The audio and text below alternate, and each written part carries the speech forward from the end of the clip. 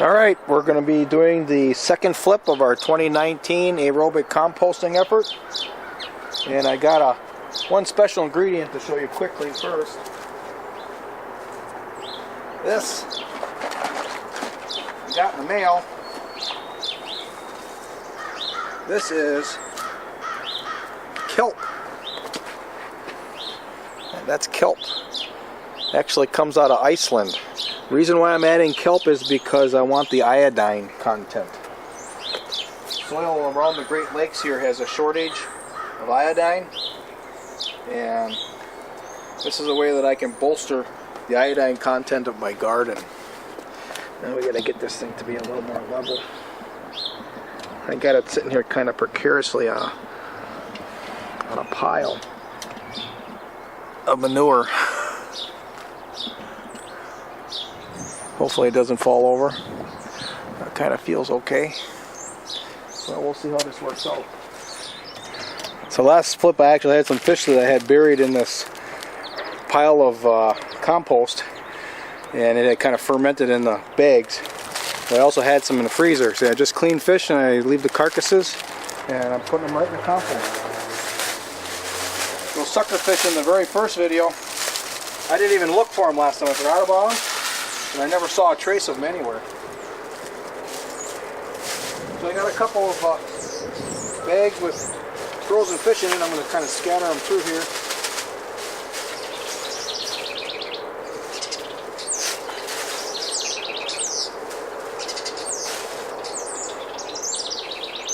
Oh, we got something going now. Okay, now we're going to see how well this is working.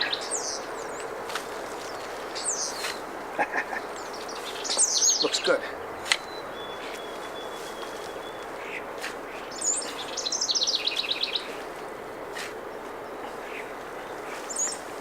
So now what I'm doing, I kind of set this pile close because I didn't really get my setup exactly right.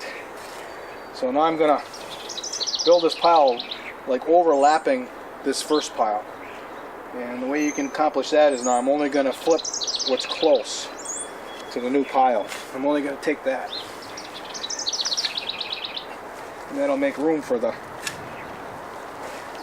new pile to grow. Another thing about this aerobic composting, the material doesn't really shrink like it does if you do anaerobic. Some of the anaerobic piles that I built, they would shrink down to about a third of the size from all the material that I started with. Not this. Might reduce to. I never really took a measurement of it. Sometimes it doesn't seem like it reduces at all, but I think it does reduce a little.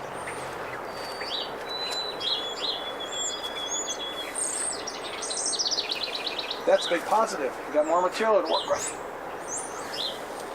And the other aspect of this aerobic material compared to anaerobic is your soil is aerobic. Aerobic means, by the way, it means oxygenated. So your soil is an oxygenated condition. And anaerobic compost is a condition without oxygen. So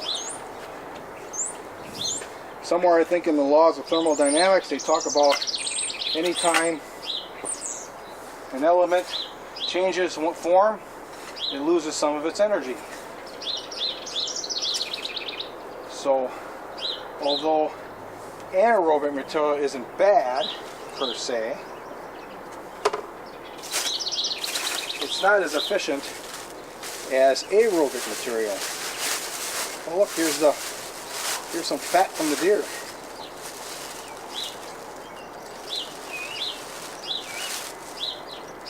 I don't know, I think that's supposed to be scraps for soup. Grab the wrong tail, grab the wrong. Hey! Guess we'll just have to leave it out here for a little while. I'm glad I came over here. I remember I got some of this to put in there too. This is kelp. Here's a big pile of fish. There we go, that's good.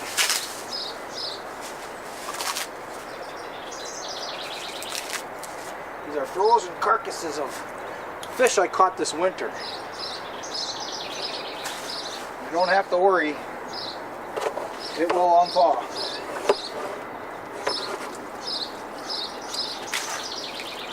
Oh yeah, I lost my beehives this winter if they froze out. And I decided not to get any this year. I think I'm going to work on some chickens. All those bees that died are in here. So even on their death, they're going to contribute something to the backyard here.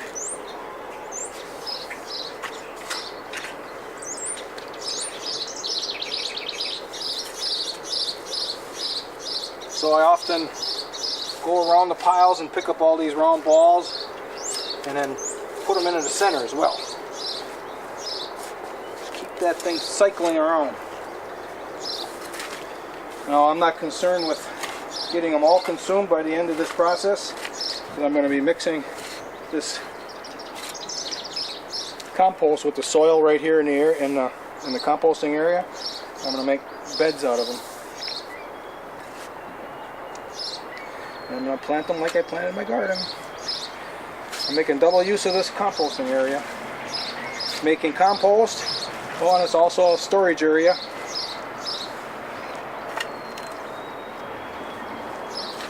So it's a storage area in the winter, it's a composting area in the spring, it's a growing area in the summer, and it could be a composting area in the fall after I'm done growing, but I haven't done that the last couple of years. I have a lot of material now. I don't know what I'm going to do with it. So I haven't been composting in the fall. I have been spending time up north in the fall anyways, hunting, and I plant trees in the fall too. Up there.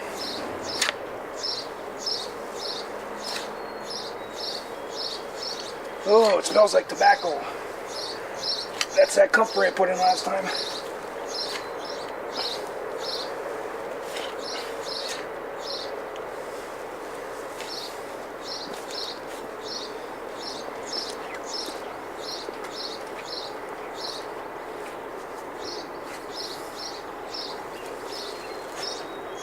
Looks like we got a lot of moisture. We're good for that this time. I can tell just by looking at it. Oh. My first couple piles that I built, I probably didn't put enough water in, but I still made it work.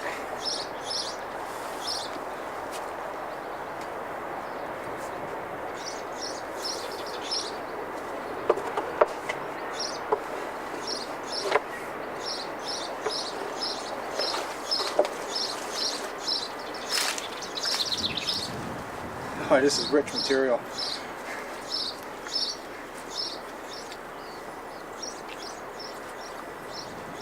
Off of there.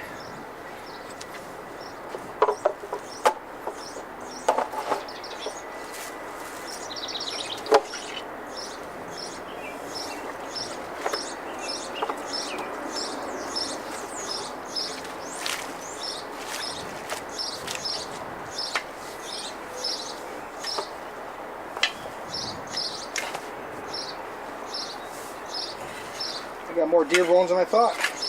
I'm surprised that doesn't smell bad. That must have fermented too. I actually forgot I had put the deer bones in there.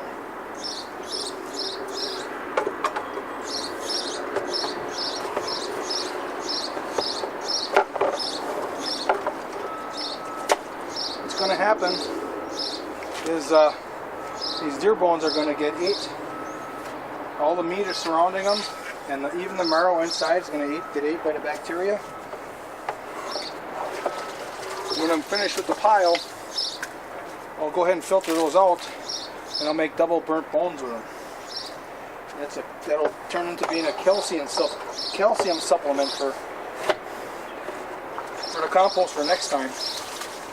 The next compost, I'll save it for then. And I've got some now. I got them in the shed. I'm not going to add it this time because I'm adding all kinds of other stuff yet. This is a 4-gallon bucket, And almost full of kelp, so there's probably 3.5 gallons of kelp in here now. And that's what I'm going to add to this pile. The rest of it I'm going to save in case I get chickens. And I'll mix some of it up with some of the other, that, I don't know if anybody's following my other videos, but I've got one where I actually bought some compost from a guy. It was so nice I couldn't help myself. It was a year-old horse manure that was mixed with wood shavings. I know I'm not looking at the camera when I'm talking, so that's just what's going to have to put up with, because I'm working. But anyways, I'll mix some of that kelp up with that horse manure wood shavings that I bought.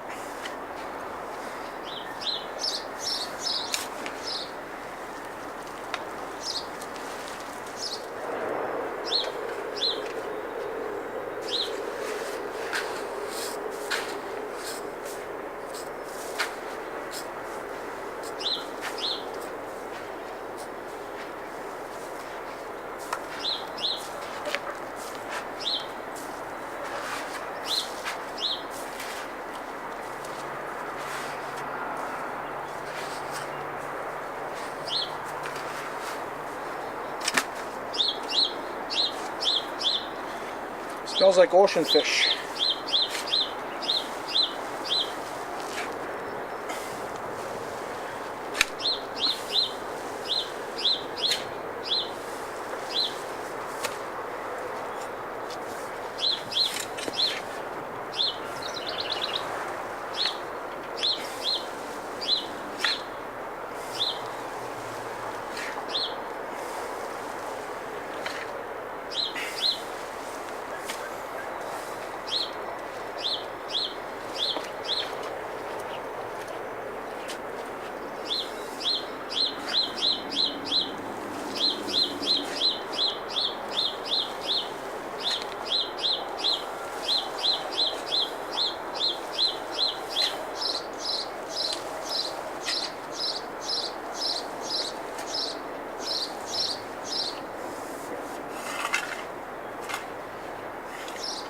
And grab these little balls that rolled off, put them back to the center.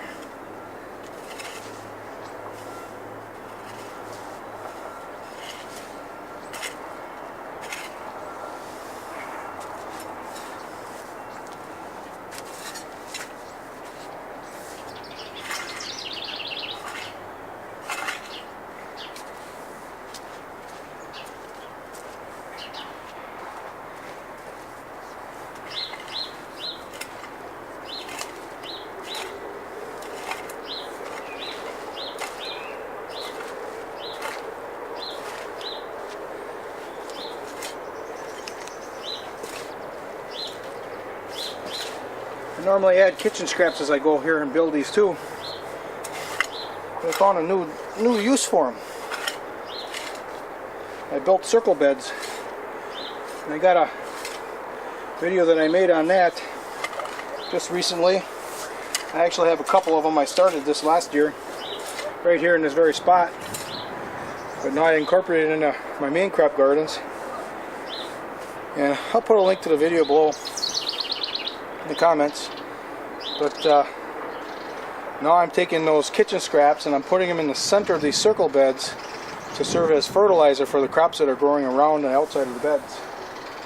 It worked out really well last year, and this year I'm being a little more fertile about it. I'm putting more kitchen scraps in there, and then I'm topping it with that year-old horse manure wood chips, and on top of that I'm putting straw. And you should see the worms. It's just loaded with worms. That's what you want. Worms, all kinds of soil life will come in there and eat that stuff. And the secretions of that soil life is what's going to feed the plants.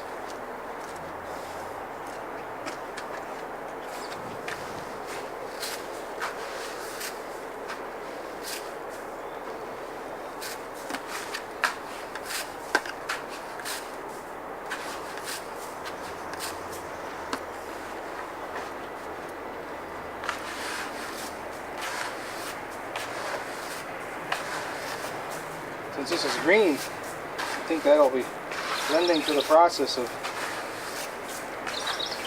getting this thing going. The only part of this I'm not sure about is the salt content. What is the salt going to do this? We're going to find out because I'm doing it. It can't be that much. As a percentage of this pile, it's going to be very low. Ooh, it's kind of dry right there.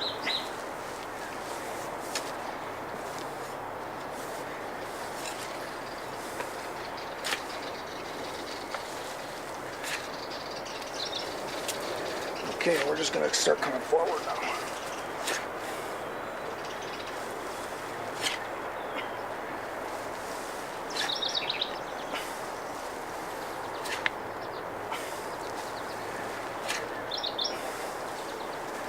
I'm going to get a bucket of water, put it over the top of this, because this all of a sudden got dry looking.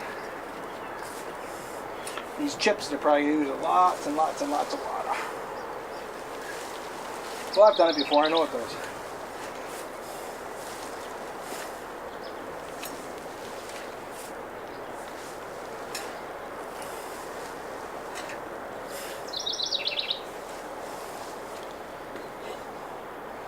Okay, get some water.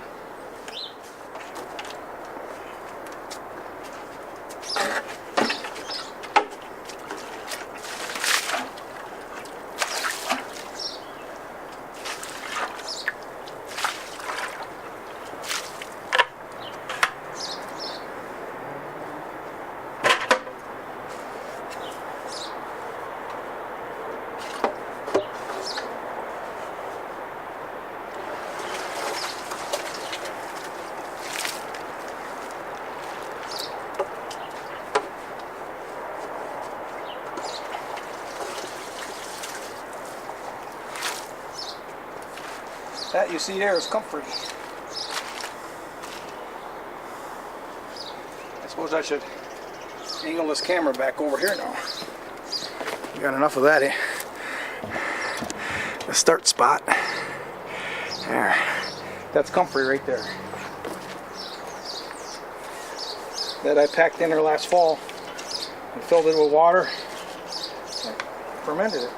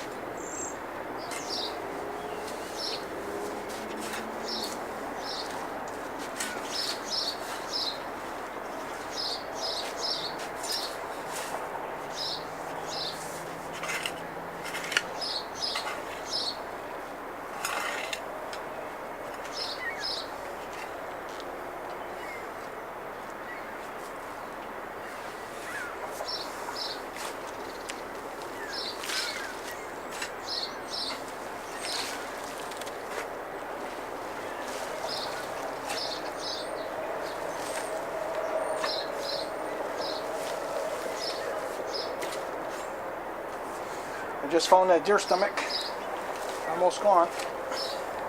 Wasn't for seeing a few pieces of corn, I wouldn't recognize it. Where did they get corn around here, I wonder? The deer came from here. The deer actually was hit by a car and died in my backyard. I bet he was feeding at a deer feeder. He couldn't hardly walk.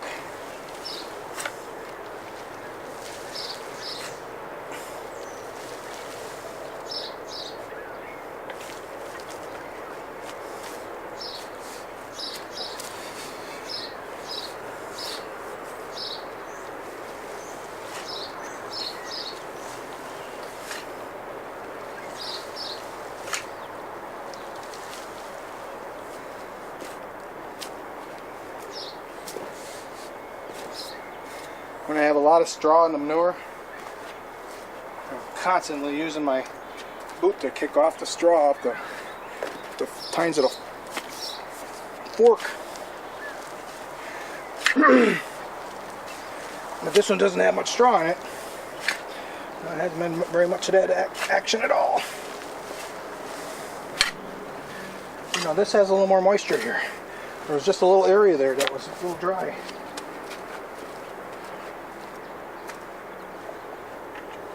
See, when you start doing a couple of these, you start to recognize some of this stuff.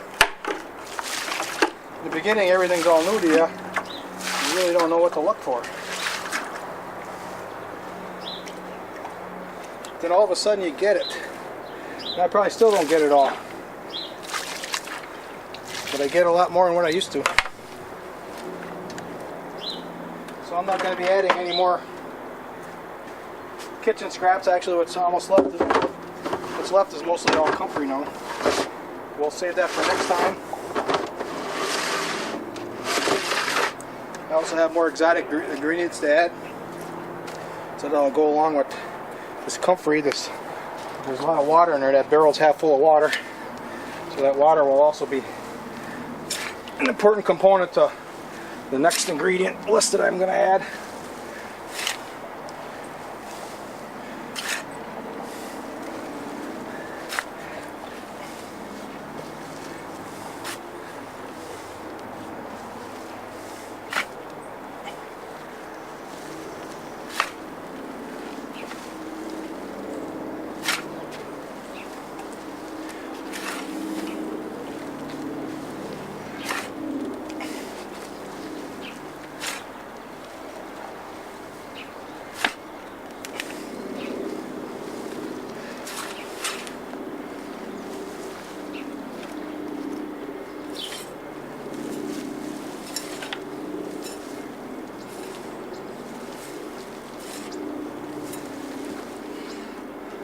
Okay, that's the bulk of it.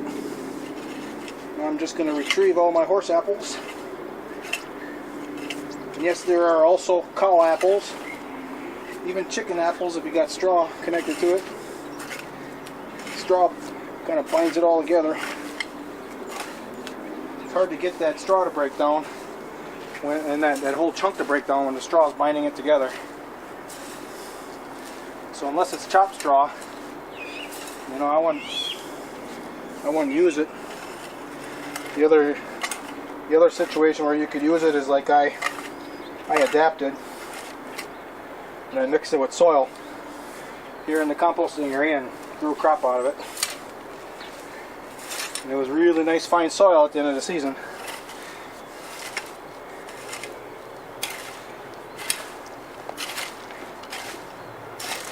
Almost done.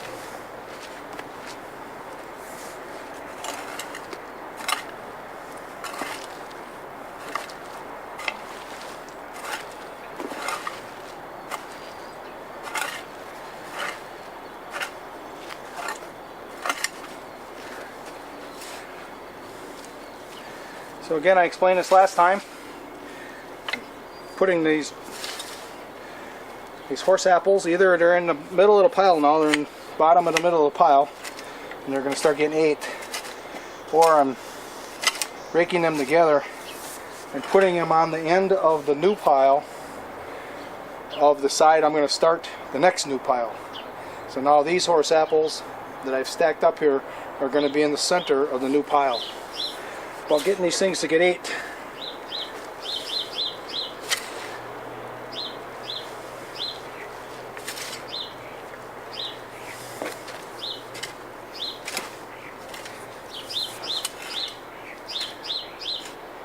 the bacteria wants to eat it, you just need to put it in the right conditions.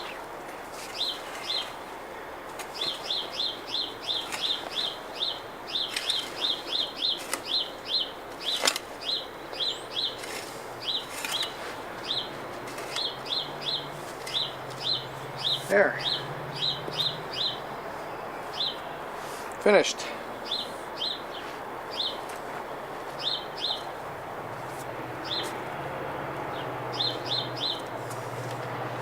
I'm sweating. Isn't that nice? So this is the sun side. And I want to get that tarp to cover the sun side. We don't want this pile to dry out. And it really won't dry out because there's so much moisture inside, but the outer shell will. But I found if I cover this with a tarp and put some of these sticks here, that it elevates it off the pile enough that the tarp being directly on the pile would cause it kind of an anaerobic condition, but being propped up by these sticks, there's some space there for oxygen, and the pile still breathes. At the same time, the tarp is going to keep the pile from drying out. I got a tarp that's pretty wore out, and one side is pretty much ripped to shreds. And that side I put on the shade side. And the part of the tarp that's still intact, that I drape over the sun side.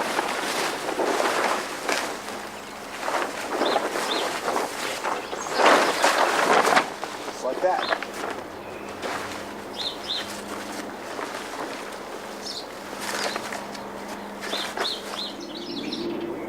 There, and the other thing that's going to happen is as this thing steams off, that steam is going to be trapped underneath that little dome I created. It's going to stay with the pile. So that's it. That's our second flip of our 2019 composting effort. Stay tuned, I'll have more.